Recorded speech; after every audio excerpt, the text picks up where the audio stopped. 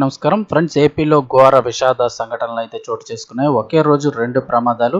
అసలు ఏం జరిగింది, ఎక్కడ జరిగింది వివరాలు తెలుసుకుందాం. వీడియో పూర్తిగా చూడండి. అలాగే తప్పకుండా లైక్ చేయండి. లైక్ చేయడం వల్ల మరింత మందికి ఇన్ఫర్మేషన్ చేరుతుంది. అలాగే ఎప్పటికప్పుడు అప్డేట్స్ తెలుసుకోవడానికి ఈ ఛానల్ని సబ్స్క్రైబ్ చేసుకొని ఫాలో అవుతుండండి. ఇంక వివరాల్లోకి అయితే వెళ్ళిపోదాము. రాష్ట్రంలో ఘోర రోడ్డు ప్రమాదం చోటు చేసుకుంది. ఇది మరీ దారుణ విషాదం. ఒకే కుటుంబం మొత్తం చనిపోయారు. 2 ఏళ్ల చిన్నారితో సహా కుటుంబం మొత్తం కన్నుమూత. ఆంధ్రప్రదేశ్లోని మార్కాపురం జిల్లాలో ఈ ఘోర ప్రమాదం జరిగింది.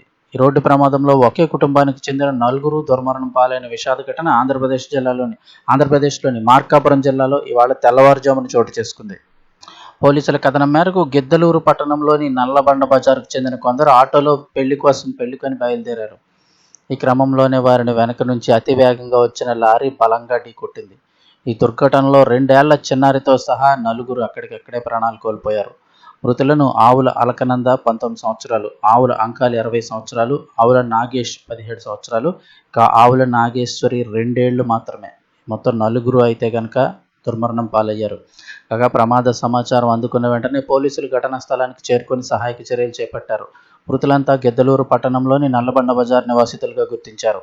అదేవిధంగా ఇదే ప్రమాదంలో మరో 7 తీవ్రంగా గాయపడ్డారు. క్షతగాత్రులను వెంటనే కంబం ప్రభుత్వ ఆసుపత్రికి తరలించి చికిత్స అందజేస్తున్నారు. లారీ డ్రైవర్ మితిమీరిన వేగం, అజాగ్రత్తగా నడపడం వల్ల ఈ ఘోర ప్రమాదం సంభవించిందని ప్రాథమిక విచారణలో తేలింది. ఈ ఘటనపై కేసు నమోదు చేసి దర్యాప్తు ప్రారంభించామని మార్కాపురం పోలీసులు వెల్లడించారు. అయితే ఒకే కుటుంబానికి చెందిన 4, అందులో చిన్నారి సైతం మృతి చెందడంతో గిద్దలూరులో విషాద ఛాయలు అలుముకున్నాయి. ఇక ఈ రోజే మరొక ప్రమాదం జరిగింది. పాదచారులపైకి దూసుకువెళ్లిన ప్రైవేటు బస్సు స్పాట్లోనే 2 యువకులు దుర్మరణం. నెల్లూరు జిల్లాకు సంబంధించి ఘటన అయితే చోటు చేసుకుంది. ప్రైవేటు బస్సు బీభత్సం సృష్టించిన ఘటన ఆంధ్రప్రదేశ్ రాష్ట్రంలోని నెల్లూరు జిల్లాలో చోటు చేసుకుంది. వివరాల్లోకి వెళ్తే కోట మండల పరిధిలోని చంద్రశేఖరపురం వద్ద నియంత్రణ కోల్పోయిన బస్సు ముందుగా అక్కడ ఉన్నటువంటి ఆటోను బలంగా ఢీకొట్టి ఆపై రోడ్డు పక్కన ఉన్న దుకాణాలు, పాదచారులపైకి దూసుకువెళ్లింది. ఈ ఘోర దుర్ఘటనలో 2 యువకులు అక్కడికక్కడే ప్రాణాలు కోల్పోగా మరో 5 తీవ్రంగా గాయపడ్డారు. మృతులను కేశవరం గ్రామానికి చెందిన శివ, వంజివాక గ్రామానికి చెందిన వినోద్గా గుర్తించారు. కాగా 2 యువకులు ఇలా అకస్మాత్తుగా ప్రాణాలు కోల్పోవడంతో వారి స్వగ్రామాల్లో తీవ్ర విషాద ఛాయలు అలుముకున్నాయి. అయితే ప్రమాదానికి కారణమైన బస్సు స్థానిక గాయత్రి రొయ్యల కంపెనీకి సంబంధించినగా గుర్తించారు.